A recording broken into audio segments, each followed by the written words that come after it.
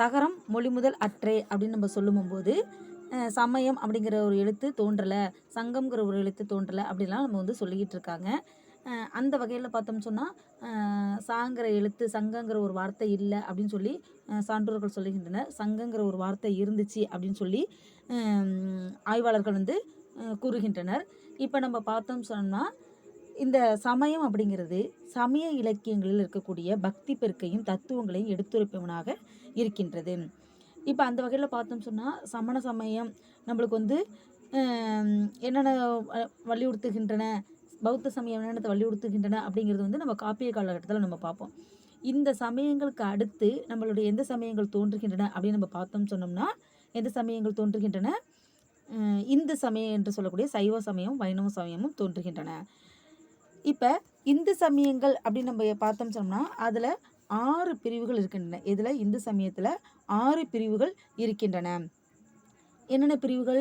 சைவம், வைணவம், சாக்தம், கௌமாரம், காணாபத்தியம், சௌரம் அப்படின்னு சொல்லக்கூடிய 6 பிரிவுகள் இருக்கின்றன. இந்த 6 பிரிவுகள்லையும் நம்ம வந்து எதை உணர்த்துகின்றன்னு சொன்னால், சைவம் அப்படிங்கிறது சிவனை உணர்த்துகின்றது. வைணவம் என்பது பெருமாள், திருமால் என்று சொல்லக்கூடிய பெருமாளை உணர்த்துகின்றது. சாக்தம் என்று சொன்னால் சக்தி, சிவனும் சக்தின்னு சொல்கிறோம் பற்றிய சிவனோட சக்தி, அந்த சக்தியை உணர்த்துகின்றது. கௌமாரம் என்று சொன்னால் முருகனை உணர்த்துகின்றது. காணாபத்தியம் அப்படின்னு சொன்னோம்னா விநாயகரை உணர்த்துகின்றது.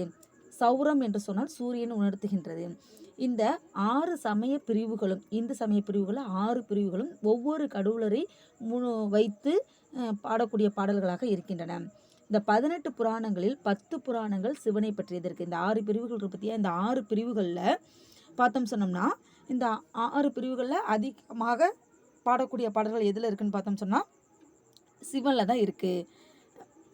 சிவபெருமானை பற்றி பாடக்கூடிய பாடல்களாக இருக்கின்றன. இதில் நம்ம பார்த்தோம்னு சொன்னோம்னா நீங்கள் வந்து நிறைய தெரிஞ்சிருப்பீங்க. சிவம் பெருசா வைணவம் பெருசா என்கின்ற ஒரு நிலை கோட்பாடுகள்லாம் இருந்துச்சு. சைவம் தான் பெருசு, வைணவம் தான் பெருசு என்று சிவனடியார்களும் வைணவ அடியார்களும் வந்து போட்டி போட்டுக்கிட்டு இருந்தாங்க அப்படிங்கிற ஒரு கதை நிகழ்வுலாம் வந்து நம்ம பின்னாடி பார்ப்போம். அதுக்கு முன்னாடி நம்ம இப்போ வந்து சைவத்தை தானே நம்ம வந்து சொல்லிகிட்டு இருக்கோம். அப்போ சைவம் தொடர்பான செய்திகளை இப்போ நம்ம பார்ப்போம். இந்த சைவம் தான் முதல்ல தோன்றிச்சு அப்படிங்கிறதுக்கு நிறைய எடுத்துக்காட்டுகள், சான்றுகள் இருக்கின்றன. இப்போ சிந்து சமவெளி நாகரிகத்தினை ஆய்வு செய்து ஆராய்ச்சி எழுதிய ஆய்வு கட்டுரையும் சர் ஜான் மார்ஷல் என்பவர் உலகின் மிக பழமையான சமயமாக சைவ சமயம் விளங்குகின்றது என்று கூறுகின்றார். என்ன சொல்றாரு? உலகின் மிக பழமையான சமயம் எதுன்னு கேட்டால் சைவம் என்று கூறுகின்றனர். மொகஞ்சதாரா, ஹரப்பா போன்ற அகழ்வாராய்ச்சிகளையும் ஆராய்ச்சி செய்த ஆராய்ச்சியாளர்களும் இதே தான் வலியுறுத்துகின்றனர். சைவ சமயம் தான் முதல்ல தோன்றியது அப்படின்னு சொல்லியிருக்கின்றனர். ஆரியர் வருகைக்கு முன்பே ஒரு நாகரிகம் இந்திய துணைக்கண்டத்தில் இருந்தது என்பதற்கும் அது திராவிட நாகரிகம் என்பதற்கும் சான்றுகள் கிடைத்துள்ளன. அதன் அடிப்படையில் பார்த்தோம் என்று சொன்னால், ஜியு போப் அவர்கள் ஆரியர் வருகைக்கு முன்பே தென்னிந்தியாவில் நிலவிய வரலாற்றுக்கு முற்பட்ட சமயமே சைவ சமயம் என்று ஜியு போப்பும் கூறார். நிறையா ஆராய்ச்சி அறிஞர்களுடைய எடுத்துக்காட்டு உங்களுக்கு சொல்லலாம். நேரம் கருதி நான் 2 பேரோட சர் ஜான் மார்ஷல் என்பவரோட கருத்தும் ஜியு போப் அவருடைய கருத்தும் நான் வந்து இங்கே வெளியிட்டிருக்கேன்.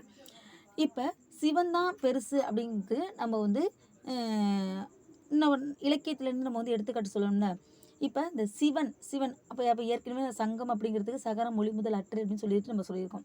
இப்போ அந்த சா, சி, சோ அப்படிங்கிற எழுத்தும் இதில் தான் வரும். அப்போ சிவன்கிற ஒரு எழுத்து இலக்கியத்தில் இருக்காது, எங்கேயுமே அதிகமாக புலப்படாது. அப்போ சிவன் முதல்ல தோன்றியது அப்படின்னு சொல்கிறீங்களே மேடம், அப்புறம் ஏன் வந்து சிவங்கிற எழுத்து வரல அப்படின்னு சொல்கிறீங்க அப்படின்னு கேட்டால், அதுக்கு உதாரணம் தான் அந்த தொல்காப்பியர் சொன்ன சகரம் மொழி முதல் அற்று அப்படிங்கிற ஒரு எடுத்துக்காட்டு. இப்போ சிவன் என்கின்ற பெயரில் சிவபெருமான் வரல அப்படின்னு சொன்னால் அப்போ என்ன பெயரில் வந்திருப்பார் அப்படிங்கிற ஒரு கேள்வி உங்களுக்கு தோன்றும். அப்போ சிவபெருமானை மையமிட்டு இருக்கக்கூடிய சொற்கள் அங்கே வந்திருக்கும். சிவபெருமானை மையமிட்டு இருக்கக்கூடிய சொற்கள் என்ன? தலையில் பிறை அணிந்திருப்பவன், கங்கையை தலையில் சூடியிருப்பவன், பாம்பு கழுத்தில் இருக்கும். அடுத்து பார்த்தோம் சொன்னால் புலித்தோலை அணிந்திருப்பவன், திருநீரை அணிந்திருப்பவன், இப்படி போன்று அவனுடைய உடைநடை பாவனைகளை வைத்து அந்த சொற்கள் அங்கே பயன்படுத்தப்பட்டிருக்கும். இப்போ சங்க இலக்கியம் என்று சொல்லக்கூடிய அந்த இடத்துலையும் அது தொல்காப்பியம் என்று முதல்ல தோன்றிய நூல்கள்லையும் நம்மளுக்கு சிவபெருமானுடைய சொற்கள் எப்படி வந்திருக்குன்னு பார்த்தா, நீல மணிமிடற்று ஒருவன், கங்கையை சூடியவன், பிறையை அணிந்தவன் அப்படிங்கிற மாதிரியான சொற்கள் பயின்று வந்திருக்கும்.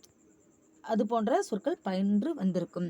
இப்ப 5 நிற தெய்வமான சேயோன் அப்படிங்கிறது சிவந்தோன், சிவந்தவன், சிவன், சிவன் அப்படிங்கிற மாதிரி. சேயோன், சிவந்தவன், சிவன் அப்படிங்கிற மாதிரி அந்த சொற்கள் எல்லாம் மருவி வந்திருக்குன்னு அப்படின்னு சொல்லி ஒரு சில பேர் எடுத்து சொல்லிட்டு இருக்காங்க. இப்போ அடுத்து நம்ம பார்த்தோம்னு சொன்னால், இந்த சங்க இலக்கிய பாடல்கள்லாம் வந்து நீல மணிமிடற்று ஒருவன், அடுத்து வந்து புலித்தோலை அணிந்தவன், பெரியை தலையில் சூடியவன், இந்த மாதிரியான சொற்கள் இதெல்லாம் யாரை குறிக்குதுன்னு கேட்டால் சிவனை குறிக்கிறது. அப்போ சிவன்கிற ஒரு சொல் வந்து டைரெக்டாக வராமல் எப்படி வந்திருக்கு, சிவனுடைய உறுப்புகள், அவன் அணிந்திருக்கக்கூடிய அணிகலன்கள், இதை வைத்து நம்மளுக்கு சிவனுடைய செய்திகள் அங்கே வருகின்றன. இதுதான் சமயம் அப்படிங்கிறதுல இந்து சமய கடவுளாகிய சைவ சமயம் எப்படி தோன்றியதற்கு அப்படிங்கிறதுக்கான ஒரு சிறு விளக்கம் தான் அது.